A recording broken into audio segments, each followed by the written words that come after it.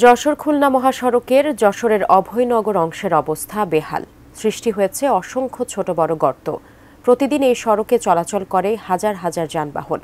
ঝুঁকি নিয়ে চলাচলে প্রায়ই ঘটছে দুর্ঘটনা। যশোর থেকে নজরুল ইসলাম মল্লিকের তথ্য ছবিতে ডেস্ক রিপোর্ট। অভয়নগর উপজেলার নওয়াপাড়া দেশের অন্যতম বড় মোকাম। নৌ, সড়ক ও রেলপথ থাকায় চমৎকার ব্যবসায়ী সমৃদ্ধ শহর হিসেবে গড়ে উঠেছে এই নওয়াপাড়া।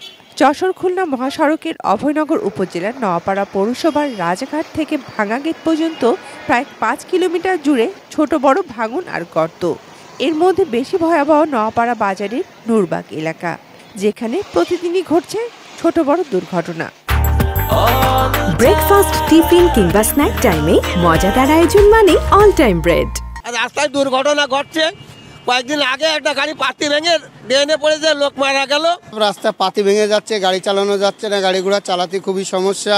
একটু বৃষ্টি হলেই গর্তে পানি জমে থাকে। কিছু কিছু গর্ত এত গভীর যার মধ্যে 2 ও 3 চাকার যান উল্টে পড়ে। দ্রুত সময়ের মধ্যে সড়কটি সংস্কারের দাবি এই সড়কে চলাচলকারী চালক ও যাত্রীদের। যশোর খুলনা মহাসড়ক সাধারণভাবে চলাচল অযোগ্য হয়ে পড়েছে। যশোর থেকে নূরবাগ পর্যন্ত এই রোডটা খুবই সমস্যা এবং খুবই খারাপ। আমি সামান্য 10 লিটার তেল আনতে যাই, আমার মোটরসাইকেল উল্টে যাওয়ার পরিস্থিতি ভাই। সড়ক ও জনপদ বিভাগের যশোর নির্বাহী প্রকৌশলীর অবশ্য আশ্বাস দ্রুতই স্থায়ী সমাধানের। স্থায়ী সমাধান হিসেবে যেটা ভিজিট পেমেন্ট, সেটা করার জন্য আমরা উপরে একটা প্রস্তাব দাখিল করছি। ওটা যদি পাশে আমরা ভিজিট করার ব্যবস্থা করবো, বিশেষ করে নওয়াপাড়া বাজার অংশে। Shakil Aziz, desk report, ATN news.